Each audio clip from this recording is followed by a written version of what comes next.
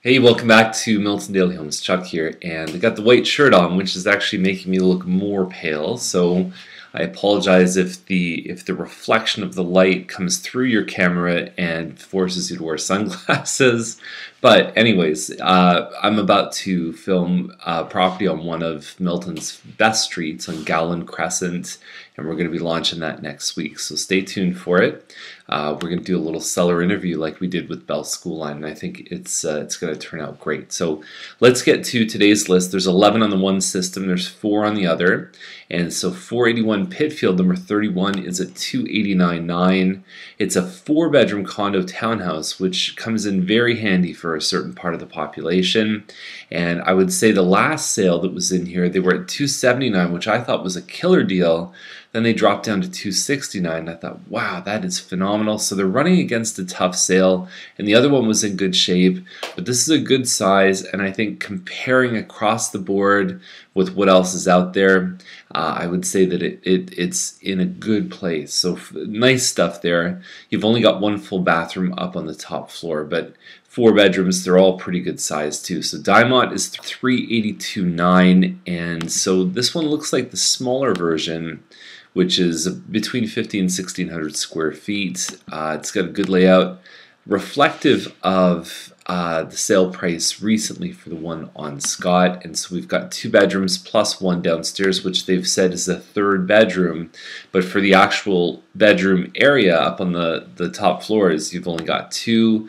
It is a good layout though, and I think it makes a lot of sense. 382.9 as an alternative to a condo. I mean, if you bought a condo for even 320, that's a 2 bedroom, and you're paying your condo fees, same thing here. Plus you've got a double garage, plus you've got a private balcony. A little bit more stairs than a condo, but it can make sense for a lot of people. Transom Crescent is at 409.9, and so townhouse, and we've got 3 bedrooms, nice hardwood stairs with the iron pickets, and they've chosen good colors here too. So I think these guys should be okay. The fact that the basement's finished by the builder definitely helps. We've got Wilmot as 416, and so it's an end unit townhouse, 25 by 100 foot property, and so functionally feels probably a lot like a semi-detached, just being the end unit. You've got an actual defined entryway. The whole home is very long and narrow, and so you do have your 2 rooms. You've got your family room plus your dining, and that looks like a family room upstairs on the 2nd floor. 3 bedrooms, it looks like a king-size bed in the master. That's on your main floor. The one problem that you'd have would be is it's not as open concept in the kitchen. However, structurally, you can actually build out a half wall, so you can keep a couch against this wall. You can keep the function, but also have it be open concept. So that can be a good thing as well. Unfinished basement, 1,800 square feet townhouse. You know, it's okay. The kitchen doesn't blow you away, so that might hold them back a little bit, but it's probably not that far off size-wise from stuff that's selling there. Bonin is at 425.9. I think this is, I don't know if this would be a price that I would recommend to clients, because at 425,000, you're now sitting on the bridge between 400 and 425 and 425 and 450. The minute you add 900, which really for negotiation doesn't make a huge difference, what you're doing is you're actually only bringing yourself up above in the 425 to 450 range. So strategic pricing is important. I think they missed a bit of an opportunity, to be honest, to bridge both price ranges and be the last one in the lower price range, be the first one in the higher price range. It still looks like a good home though. These are usually about 1,800 square feet. These cabinets, we've seen them off and on in a couple other properties in the last month. To me, they look like a little bit, quote unquote, like Home Depot-ish, like something you could just find that's very generic and not something that you'd see in, let's say, $1 million house. But the kitchen is actually a pretty good layout. The 9-foot ceilings make a huge difference, and I think the flooring looks good. That's just, it's a veneer coat on top of the cabinet, so it's not a real wood cabinet, which I don't know how that would work. I assume that there's a way to paint them, but it might be a little trickier than if it was actual wood that you could stain. Balcony on the 2nd floor is good too. So overall, I would say that one appears to be in the right range for the size of the home, and it really doesn't feel, especially with the 9-foot ceilings, it doesn't feel like a semi-detached. We've got this one on Zimmerman, 36 by 110, so it's a nice big lot. You've got a single car garage, detached home with 3 bedrooms, so right away I can think of 2 or 3 models that it might be. No finished basement here. You've got hardwood on the main floor, kitchen with quartz countertops, and wow, it's not the normal thing to see Wolf, Miele, and Bosch appliances in most of the properties on the street. So let's see what happens. California shutters. It definitely sounds like a nice home. Pickersgill's at $559. It's one of my favorite models. It's called a Plan 6. It's 2,301 square feet. I think the window coverings probably don't add a lot of appeal to it, but you've got a family room upstairs. Here's what I like is you come in the front door, you go down the hallway, there's a little office off the main hallway, which is very handy. You could even have it as a kid's playroom if you wanted to. Open concept, dining, family, and kitchen, all the rooms that most people need. Family room on the 2nd floor, so this could be a flex space. You could even close it off and have a 5th bedroom.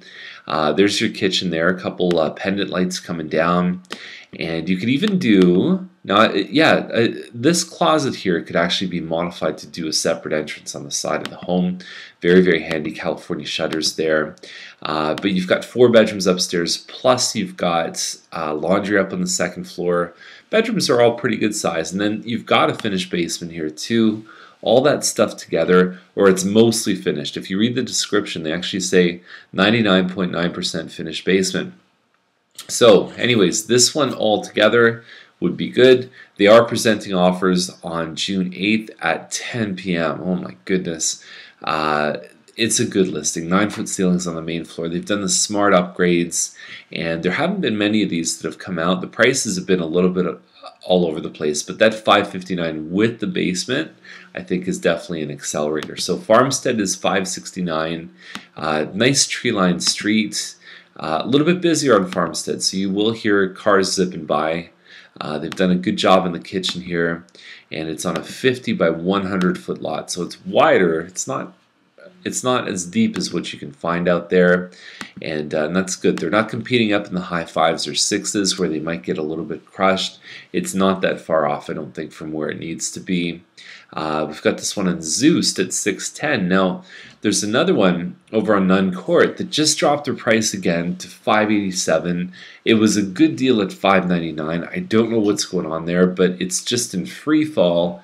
It's hard for these guys to compete against that one because it's basically the same model. Obviously, that one has the stucco and the stone outside, which beats this one when you're talking about, you know, a $23,000 price difference. Hardwood floors here. Yeah, and actually, to be honest, I like the kitchen on Nunn better. It's got a finished basement. So, unfortunately for these guys, the other guys are really being very aggressive with their pricing. It's very hard to compete. This one is, I think, maybe a little bit on the high side of what they've sold for, but having one that's just, you know, that's just going down, down, down, it's very difficult for these guys to compete. Possession is June 20th, so that's, if you can give them a quick closing, maybe they'll appreciate it, but that's a quick close. Cousins Terrace is at $739.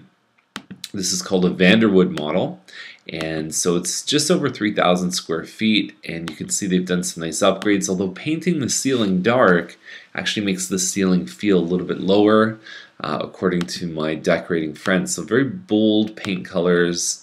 It's always a good idea to keep your paint neutral, but to keep your accessories having a little bit of color and not a lot of grass. So I could definitely see some resistance from buyers with the paint colors, with the fact that there's no grass. Usually some people like a bit of grass, although it could be a dream come true for someone who doesn't want a lot of maintenance. Even in the front, you've got nothing to mow. You've got the green box, which some people care about, some people don't. I'd be surprised if they sold this one at $739. Be very surprised, actually. So Hem Street is $789, and so it doesn't have the lot dimensions here, but it looks like it's a pie-shaped lot. It's got the wainscoting. It looks pretty open concept. Possibly that they've actually knocked that wall out in between the two rooms, and everything looks nice and spacious.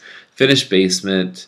lot. You're backing onto a park, and wow, you got a pool there too. So I think that this one definitely has some legs. It's a little smaller than some of the stuff that sold. Like, for example, the one that we sold on McCutcheon was 3,300 square feet with a pie-shaped lot and a pool.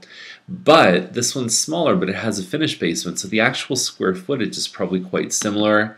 And I think that these guys chose a perfect price for this home. I think it's a great home for a family to move into. It has everything you need. It's got a finished basement for the kids. It's got the pool. It's got the pie-shaped lot. Awesome stuff. So great listing there.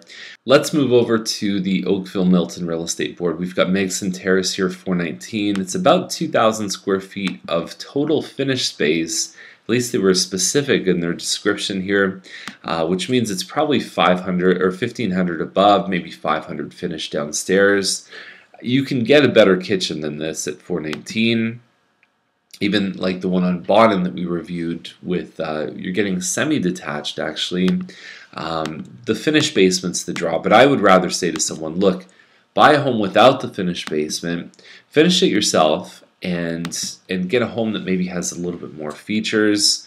So it might be a little bit high compared to what else is sold on the street. There was one on Asselton that's around the same size of finished space, and it was a lot closer to 400 that it sold for. Van Fleet is a Linwell end, 1,682 square feet, some hardwood floors. It's a nice floor plan. To me, I don't know if the inside blows me away. It seems like there's a lot of stuff in the home, and it's funny because it doesn't even have a street address. It just says Van Fleet Terrace. So if they're selling the whole street for this price, I'm down. If they're selling this one for this price, I think there's probably better options out there. Costigan's at $498. I think it's a good price. It's probably not that far from Bruce Trail School, which has a built-in daycare, which can come in very handy. And so you've got the home itself, California shutters. You're basically one big great room on the main floor, which is your family plus your dining room, and then you have your kitchen. You also have a bit of hardwood floors upstairs, and you've got a nice sized piece of property as well. I think this is 100 or more feet deep, so they've done a good job in the backyard. These nice little swirl effects, I think, are just give it a bit of character, and the trees are mature, so you hopefully get some privacy. So that's a good one. It's a 3-bedroom, but at $498 for a double-car garage, this is what you get. This is value, and it looks like it's playing in the right range. So last one is Cabot Trail, $399, and so it's a back split. It's on the west side of Cabot Trail, so I don't believe it backs onto Thompson, at least according to the listing. And you know, it's okay. I don't find that it really blows me away. But that's kind of what you get. Bungalows, back splits. This is pretty much the price range. They could have taken some of the clutter out. For example, the valances on the windows. They could have changed the bedspread to something a little bit more neutral. And it just would have had it. Sometimes you don't even notice those things until the photos are taken, but they do have a big difference.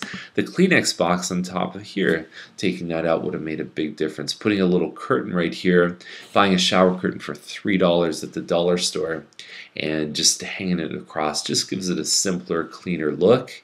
And so it's not expensive a lot of times to get a home ready, but it's the little things, it's paying attention to the details that can really pay off big dividends. So have a great day today, and if you need any of our help, it's very interesting. I heard someone say, oh, the Charltons, they only deal with you know, higher end stuff, and it's funny because it's not true, because we deal with anything from $100,000 condos all the way up to $1 million properties, and it's really for us about the people that are a part of our business. We really consider them to be family. So if you like what we do and you know there's a good fit, we'd love to help you. But I would never want anyone to feel like a property is too big or too small to need our help. So have a great day. We'll see you tomorrow.